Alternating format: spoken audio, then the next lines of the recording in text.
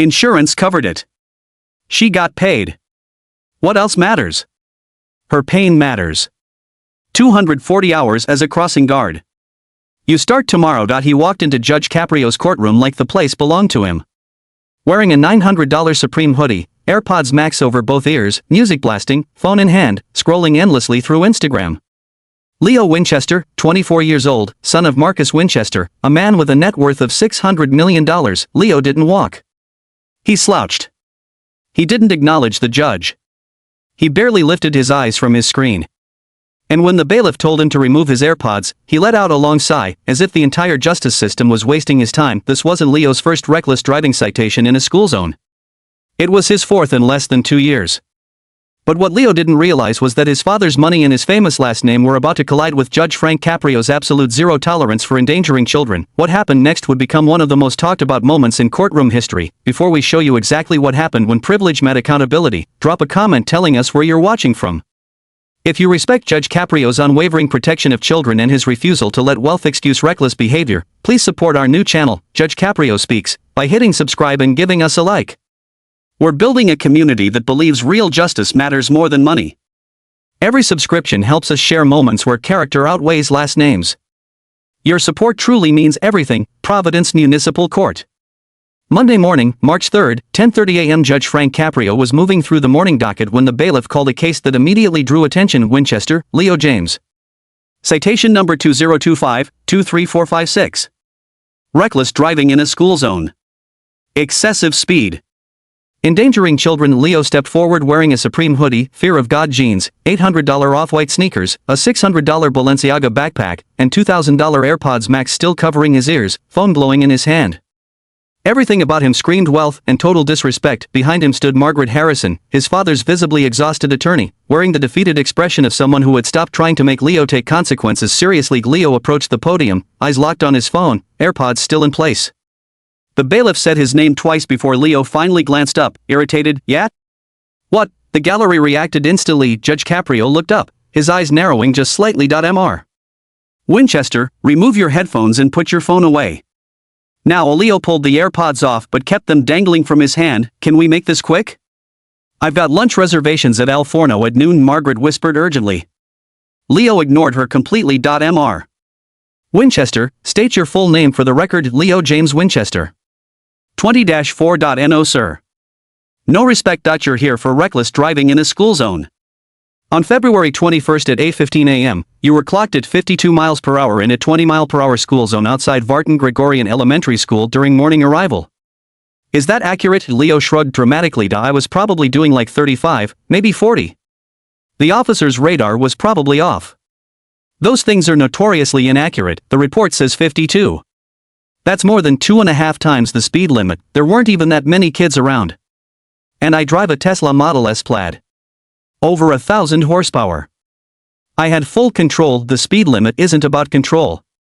It's about stopping. If a child runs into the street, kids shouldn't run into streets. That's on their parents to teach them safety. The courtroom froze. A crossing guard stood up before the bailiff motioned her back down. Mr. Winchester, this is your 4th speeding citation in a school zone in 18 months. Different schools. Different neighborhoods. All during morning arrival. Would you like to explain that pattern? Leo's phone buzzed. He glanced down. I drive through different areas. School zones last, like, 2 hours. It's excessive. 2 hours to protect children seems excessive to you. Most of the time there aren't even kids near the road. The zone should be dynamic. Judge Caprio's voice hardened. Mr. Winchester, in November, you rear-ended a teacher at a school crosswalk. Sarah Chen. She spent 3 days in the hospital. Do you remember that? My dad's insurance handled it. She got paid. The courtroom erupted. Someone shouted, "Are you serious?" Judge Caprio raised his hand. Silence. She got paid, Mr. Winchester. She also lives with chronic neck pain. She missed 2 weeks of work. And she still crosses that street every morning, helping children get to school safely. Despite what you did to her, her pain matters. But because insurance paid, everything's fine. What else was I supposed to do? It was an accident. It wasn't an accident. It was negligence. Leo's phone buzzed again. He instinctively glanced down. Judge Caprio's voice cut through the room like a blade. Put that phone face down. Now, Leo complied, for the first time visibly uncomfortable. Mr. Winchester, your father's money does not shield you from consequences. Your last name does not make you untouchable. And your complete lack of remorse is unacceptable. Judge Caprio picked up the phone on his bench. Bailiff Rodriguez, retrieve Mr. Winchester's full driving record and all related accident reports. 25 minutes passed, Leo shifted in place, sighed loudly, checked the clock, tapped his fingers. The gallery watched him with growing anger and disbelief. Bailiff Rodriguez returned carrying a thick folder. Judge Caprio flipped through the pages in silence, his expression darkening with each one. Mr. Winchester, in the last 2 years you have accumulated 11 traffic citations. 4 for speeding in school zones.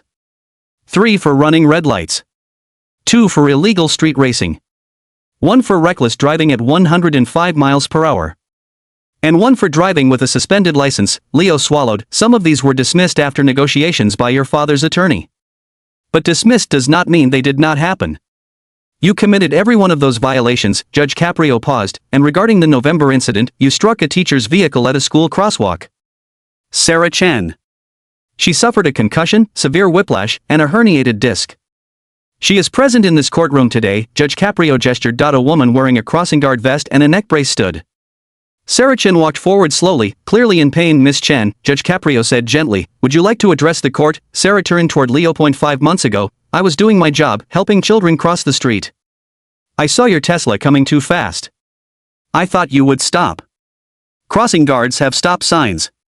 Cars always stop. She touched the brace around her neck. You didn't stop. The impact gave me a severe concussion. The whiplash, the doctors said, was some of the worst they'd ever seen. I have a herniated disc at my C5 vertebra. I couldn't teach for 2 weeks. Her voice trembled. When I returned, the children were scared. They had heard about the accident. Some of them had nightmares. She unfolded a piece of paper. This is from a 6-year-old named Emma. She wrote, I love you, Miss Chen. I'm scared about cars. Please don't get hurted again. Her voice grew stronger. Your insurance paid $45,000. But money doesn't fix fear. Every morning when I hear a car approaching, my heart races. Money doesn't fix nightmares. Money doesn't fix the pain that shoots down my spine when I turn my head. Tears streamed down her face. I'm supposed to protect children. But now I'm afraid, because someone like you, someone driving a $130,000 car, decided school zones don't apply to him. The courtroom was completely silent except for Sarah's quiet sobbing. Leo stared at the floor, his face drained of all color. Thank you, Miss Chen, Judge Caprio said softly. He turned back to Leo. You just heard how your reckless driving changed her life. She's wearing a neck brace because of you. Children are having nightmares because of you. Do you have anything to say? I'm sorry, Leo whispered. You're sorry now. But when it happened, you said insurance covered everything. That is not remorse. That is avoiding accountability. Judge Caprio lifted his gavel. Here is what is going to happen. Your base fine for reckless endangerment is $500. Given your repeated violations, your pattern of behavior, your lack of remorse, and your disrespect toward this court, I am adding $7,500 total fine, $8,000. Leo's eyes widened. Your driver's license is suspended for 18 months. No driving. No exceptions, but I need my car. Your father can arrange transportation. Judge Caprio continued. You were sentenced to 240 hours of community service serving as a crossing guard at Vartan Gregorian Elementary School. The same school where you injured Miss Chen. You will stand at that crosswalk with a stop sign. You will protect the children you endangered. Leo looked horrified. That's humiliating. Everyone will know. Good. Maybe it will deter other entitled drivers from doing the same thing. You will work from 7:30 to 8:30 every weekday morning. You will wear the official vest. Miss Chen will supervise your service, Your Honor, please. And Mr. Winchester, Judge Caprio said firmly, if you fail to complete a single hour, arrive late, disrespect Miss Chen, drive during your suspension, or mock this punishment on social media, he paused, you will serve 1 full year in state prison. Not county jail. Prison. Do I make myself clear? Leo nodded, unable to speak. I need a verbal response. Yes, Your Honor. His voice cracked. Being a Winchester means nothing in this courtroom. What matters is that you endangered children and showed absolutely no remorse.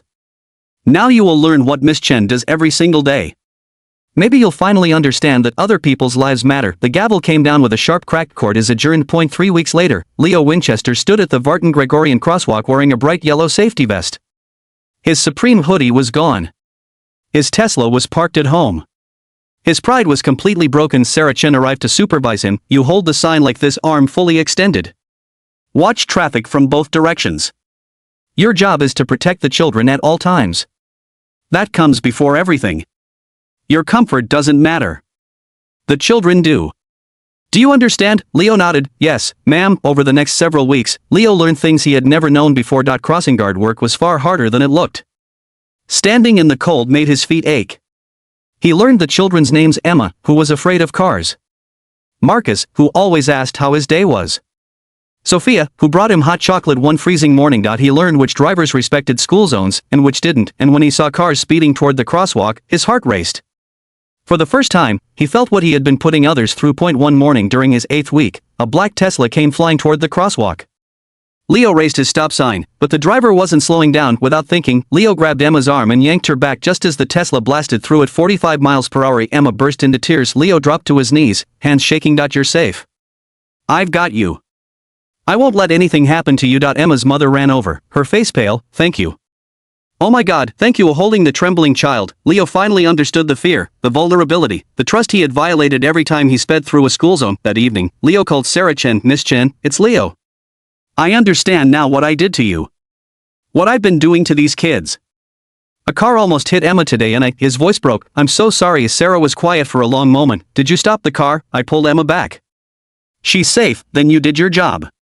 That's what we do. We protect children. Another pause. Keep showing up, Leo. Every day. That's how you make it right. Not with words, with action. 6 months later, Leo completed his required 240 hours.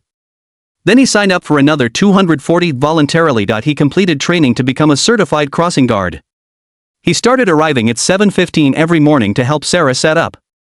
He launched a non-profit to fund crossing guards at underfunded schools across Rhode Island. He began speaking at high schools about reckless driving, showing students the contrast between his Supreme hoodie in court and his crossing guard vest at school. He sold his Tesla. Bought a hybrid sedan. Drove exactly the speed limit. 1 year after sentencing, Emma wrote him a letter. Dear Mr. Leo, you are the best crossing guard. You saved me from the scary car. You keep us safe. I love you. Emma. Leo kept that letter in his wallet every time he felt tempted to check his phone while driving.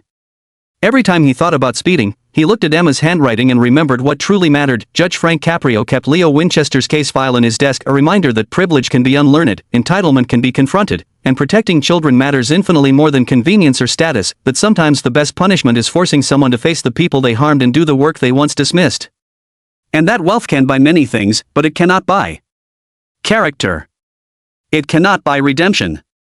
And it cannot buy the trust of a 6-year-old child who waves every morning at the crossing guard who keeps her safe. If you believe in Judge Caprio's fierce protection of children and his powerful way of teaching privileged youth real responsibility, support Judge Caprio Speaks by subscribing and hitting like. Your support helps us share moments where justice protects the most vulnerable. What do you think? Should repeat school zone offenders automatically lose their licenses? Should wealthy families face the same consequences as everyone else? Drop your thoughts below.